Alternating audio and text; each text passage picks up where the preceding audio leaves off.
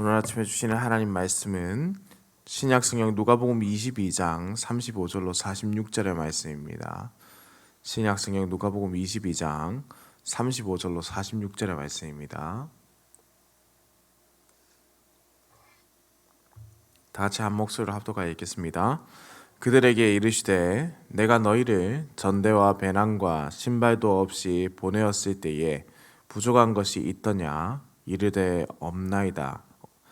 이르시되 이제는 전대 있는 자는 가질 것이요 배낭도 그리하고 검 없는 자는 겉옷을 팔아 살지어다. 내가 너에게 말하노니 기록된 바 그는 불법자의 동류로 여김을 받았다 한 말이 내게 이루어져야 하리니 내게 관한 일이 이루어져 감이니라. 그들이 여짜오되 주여 보소서 여기 검 둘이 있나이다. 대답하시되 족하다 하시니라. 예수께서 나가사 습관에 따라 감람산에 가심에 제자들도 따라갔더니 그곳에 이르러 그들에게 이르시되 유혹에 빠지지 않게 기도하라 하시고 그들을 떠나 돌 던질 만큼 가서 무릎을 꿇고 기도하여 이르시되 아버지여 만일 아버지의 뜻이거든 이 잔을 내게서 옮기시옵소서. 그러나 내 원대로 마시옵고 아버지의 원대로 되기를 원하나이다 하시니 천사가 하늘로부터 예수께 나타나 힘을 더하더라. 예수께서 힘쓰고 애써 더욱 간절히 기도하시니 땀이 땅에 떨어지는 핏방울 같이 되더라. 기도 후에 일어나 제자들에게 가서 슬픔으로 인하여 잠든 것을 보시고 이르시되 어찌하여 자느냐 시험에 들지 않게 일어나 기도하라 하시니라. 아멘. 사랑하는 성도님들, 우리가 살아가는 지금의 시대를 말한다면 어떻게 말할 수 있겠습니까? 우리 부모님들 그리고 우리 믿음의 선배들이 지나온 세월에 비한다면 지금은 환란의 시기가 아니라고 할 수도 있겠고 큰 어려움도 없는 시기라고 할 수도 있겠지요. 그럼에도 그 환란의 시기를 살아보지 않았던 사람은 지금 나에게 주어진 현 상황이 두렵고 또 슬프게 느껴지는 것은 당연한 것입니다. 고통이라는 것이 절대적인 개념으로 다가오지 않고 상대적인 개념으로 다가오기 때문입니다. 그러나 어느 시대나 변함없는 것이 있습니다. 과거이든 현재이든 그리고 불확실한 미래이든 동일하게 존재하시는 분 바로 하나님이십니다. 하나님은 변함이 없으신 신실한 분이시며 전지전능한 분이시며 우리의 연약함을 누구보다 잘 아시는 분이시지요. 이 하나님께서 육신을 입어 이 땅에 오셨고 삼위 하나님의 은혜를 이 땅에 또한 선포하셨습니다. 그래서 우리의 삶의 고난과 아픔과 역경은 변하지 않는 하나님을 의지할 때 이겨낼 수 있게 됩니다. 본문을 이러한 마음으로 한번 보시기 바랍니다. 36절의 말씀입니다. 그들에게 이르시되 내가 너희를 전대와 배낭과 신발도 없이 보내었을 때에 부족한 것이 있더냐. 주님은 우리의 부족을 아시고 모든 것을 채우시는 분이시지요. 그래서 우리는 우리 주님께 붙어 있을 때에 제자들과 동일한 고백을 할 수가 있습니다. 없었습니다. 주님, 단 한순간도 주님께 붙어 있을 때에는 단 한순간도 부족한 것이 없었습니다. 그런데 예수님이 이러한 답을 하는 제자들을 향해서 무서운 말씀을 하시는 듯합니다. 이제는 전대 있는 자는 가질 것이요 배낭도 그리하고 검 없는 자는 겉옷을 팔아 살지어다.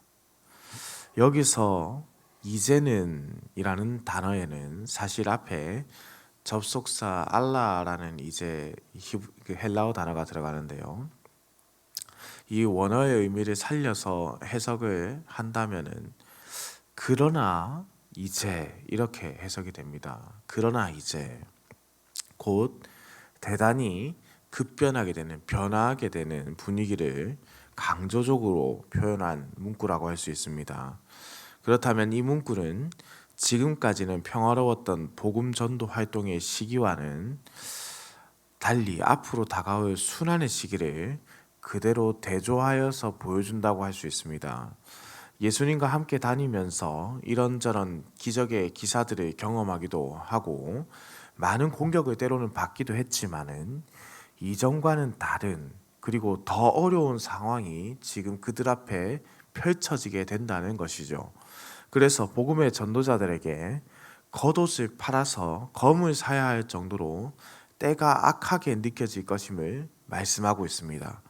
사단의 괴계는 그리스도인을 넘어뜨리기 위해서 더욱 극성으로 변한다는 것이죠. 검은 여기서 말씀하시는 검은 문자적으로 말 그대로 진짜 검을 사라는 것이 아니라 상징적인 의미입니다. 즉 제자들로 하여금 철저하게 영적인 준비를 하여야 한다는 것이죠. 예수님은 죄가 없음에도 불구하고 이사야 선지자의 예언대로 불법자들과 함께 죄인의 취급을 당하시고 십자가형을 받으셔야 했습니다. 이사야 53장 12절의 인용입니다. 그러므로 내가 그에게 존귀한 자와 함께 몫을 받게 하며 강한 자와 함께 탈취한 것을 나누게 하리니 이는 그가 자기 영혼을 버려 사망에 이르게 하며 범죄자 중 하나로 헤아림을 받았음이니라. 그러나 그가 많은 사람의 죄를 담당하며 범죄자를 위하여 기도하였느니라. 예수님의 고난은 하나님의 섭리와 예정 안에서 반드시 이루어지고 부활도 반드시 이루어지며 다시 오심의 사건도 반드시 일어나게 된다는 것을 우리는 예언의 성취를 보며 다시금 믿음으로 고백하게 됩니다. 사실 제자들은 예수님께서 전해주신 이 말씀을 온전히 이해하지 못하고 검 두 자루를 꺼내게 됩니다. 실제 검이지요. 예수님은 눈에 보이는 검이 아니라 성령의 검을 말씀하셨죠. 말씀의 능력이 나타나는 검, 그 검을 들어야 하는데 예수님의 말씀을 온전히 이해하지 못하는 그들의 어리석음이 얼마나 안타까운지 모릅니다. 그래서 예수님께서는 다시금 그들에게 말씀하여 주시고 깨닫게 하여 주시고 함께 하여 주시고 환난의 때를 견딜 수 있도록 그들과 함께 부활하신 성령과 부활하신 예수님과 함께하는 성령이 그들과 함께합니다. 바로 이 제자들이 예수님께서 부활하신 후에 성령의 능력으로 이 모든 것을 깨닫게 되는 것이죠. 그리고 예수님은 바로 이러한 상황에서 진정한 전쟁을 위한 검을 준비하십니다. 바로 기도의 검을 지금 준비하는 모습을 보여줍니다.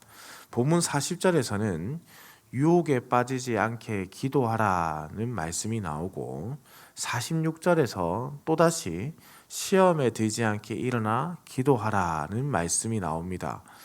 이러한 구조를 지니고 반복되는 내용은 그 단락 자체의 주제의 가능성이 매우 높습니다.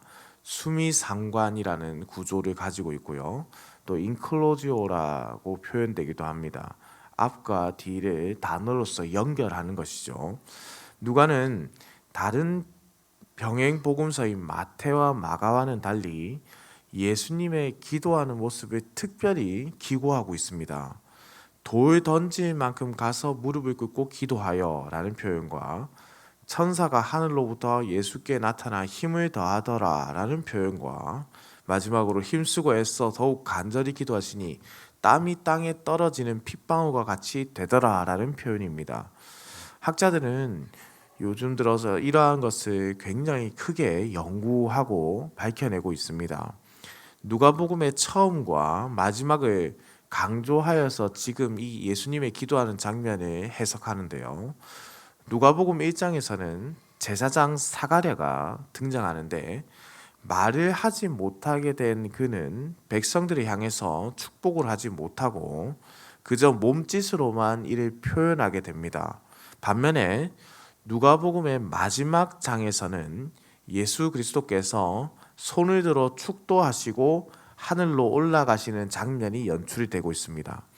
이는 축복하지 못하는 제사장으로 시작했다가 축복하며 하늘에 오르시는 참 제사장이신 예수님의 모습으로 마무리하면서 인간 제사장과는 비교되는 참 대제사장이신 예수님의 모습을 강조하기 위함으로 해석하고 있습니다.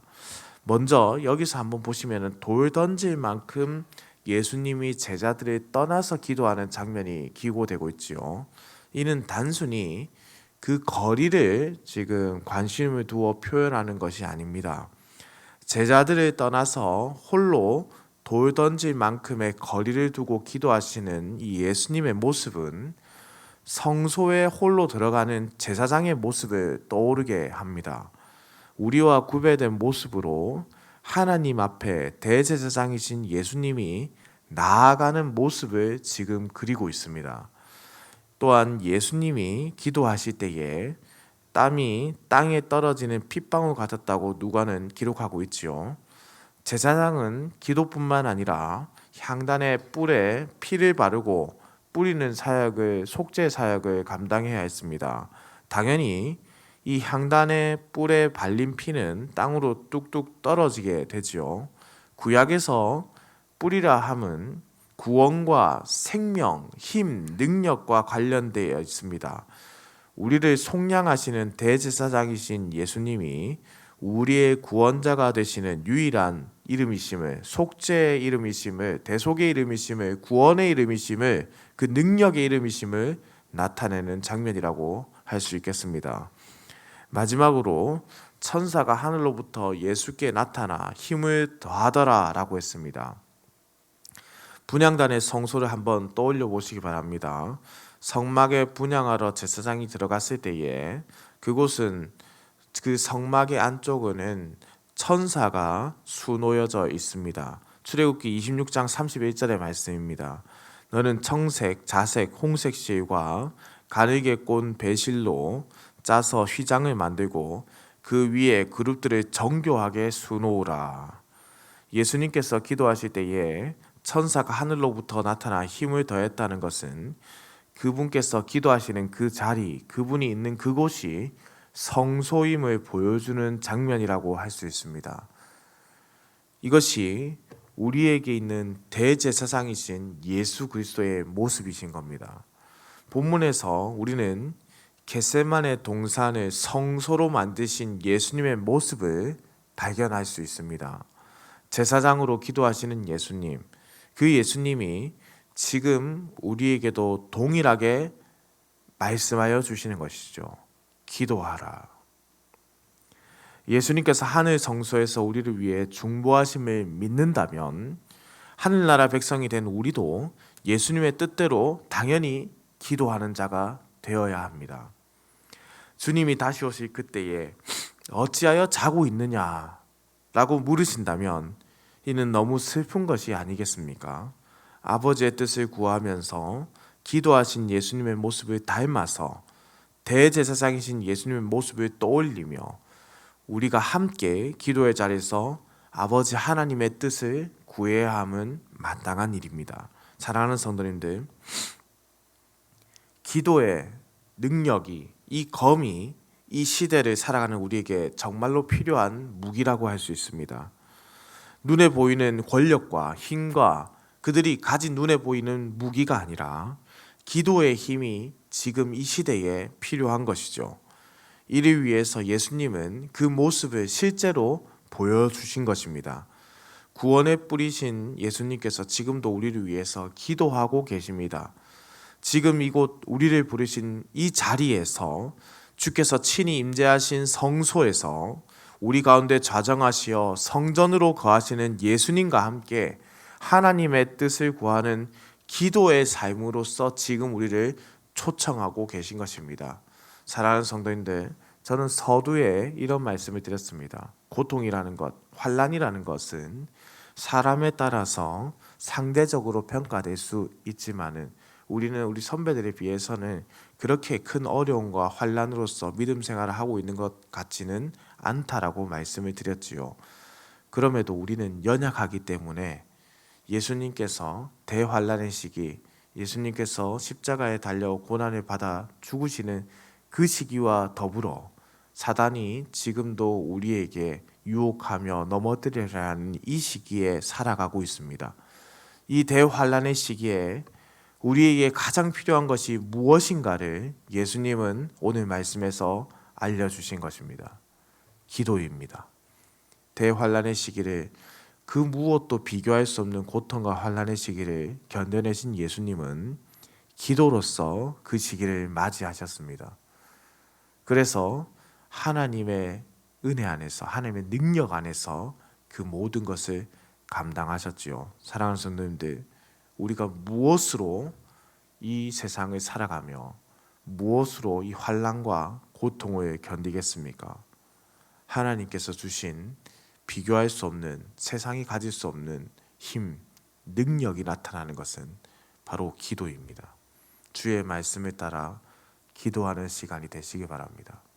흔들리거나 낙담하거나 아프거나 슬프거나 고통 가운데 있거나 환난이 나에게 다가올까 두렵거나 해결되지 않는 문제로 인해 계속해서 마음이 쓰이거나 내 마음에 사로잡혀 해결되지 않는 마음의 병과 육체의 병, 모든 것을 이겨내는 것, 기도입니다.